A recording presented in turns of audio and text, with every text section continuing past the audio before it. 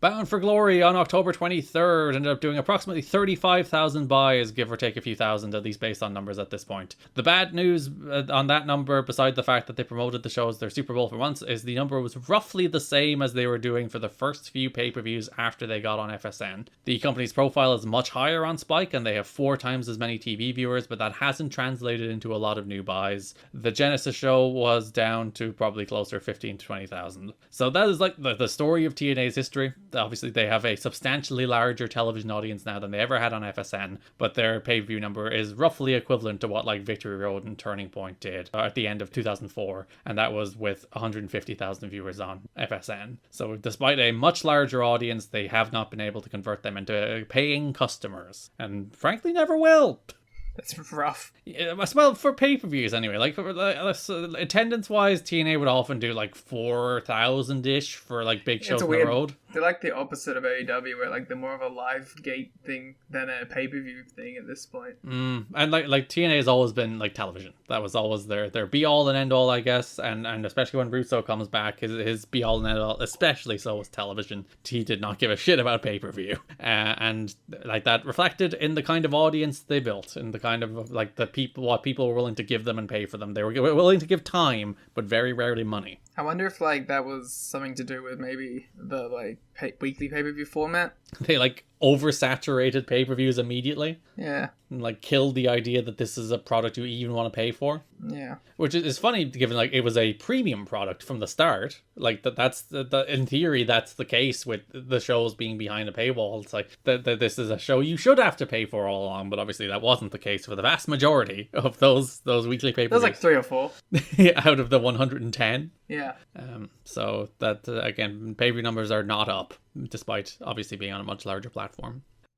Before you read this, the little like sidebar that Dave throws in here is the most Dave shit you'll ever read. So both TNA announcers were on ESPN Classics last week. On December 6th, Don West did a comedy role on Cheap Seats for the hosts, who are big wrestling fans, even though they constantly make fun of it on the air. That is the most Dave like little sidebar you would ever hear. It's like they love wrestling, but they always mock it. Just like most wrestling fans. That's true. We are a very self-loathing industry. Oh, we all hate ourselves and our dumb sport that we like. Go to someone's home when West shows up and does his wrestling hard self from his prior experience on late night TV shopping shows and starts selling her furniture. It's a great bit. Don West just showing up to your house being like, how about this chair? Mike Tenay is on the December 7th show in a segment on why society created Tyrell Owens, basically tracing his behavior back to Gorgeous George, with Tenay and the Destroyer, who worked with George in one of George's last high-profile feuds, and talking about George in general. Mike Tenay and Don West very much in demand. Much like Christy Hemme. TNA has attempted to contact Christy Hemme from the moment she was released. As of press time, she's shown no interest, even though she will show up in a few months. And be there for like a while. Yeah, for until 2014. There was a time where she was like the highest paid person in the women's division. Doing her announcing. Yeah. I liked her as an announcer. She was a decent announcer, yeah.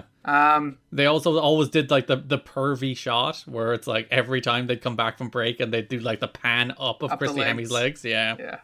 So, Garrett, we've done with the news, but a more important breaking news dropped 10 hours ago, and I think we need to address it. Okay. CM Punk. Chris Jericho's movie trailer. Oh, I watched it this morning. I haven't watched it yet. Oh. And I'm going to live react to it right now. It's literally the first thing I saw when I woke up. It's Chris Jericho's movie trailer. I have to watch this right now on the air. So what's the name of it again?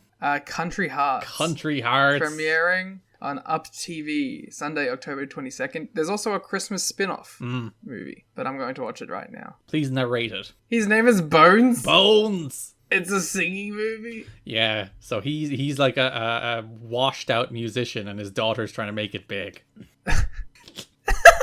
His acting is great. Don't question it. We have to watch this for the Patreon. Of course. We still have to watch that Sting movie. We never watched Sting Moment of Truth. We need to think of a name for wrestler movies. Oh, we have to download the My Up TV app to watch it. I'll give him money. All right. Yeah, that's gotta happen. And then we have to watch Country... You know what? Fuck the show that we do with Days of Thunder. We need to watch Country Hearts Christmas this year. Yeah, screw you, World Wrestling All-Stars. Get the fuck out of here, Road Dogg. Yeah, we need to do Country Hearts Christmas this year. You know the way you often see, like, a criticism, it's like, I couldn't see them playing a role, I just saw the actor? Mm-hmm. Never more true than with Chris Jericho in that movie. He looks like he's cutting a Dynamite promo. You can't just see Chris Jericho doing, like, I'm from Winnipeg, idiot. That's stupid. That's so stupid. I want to see it so badly.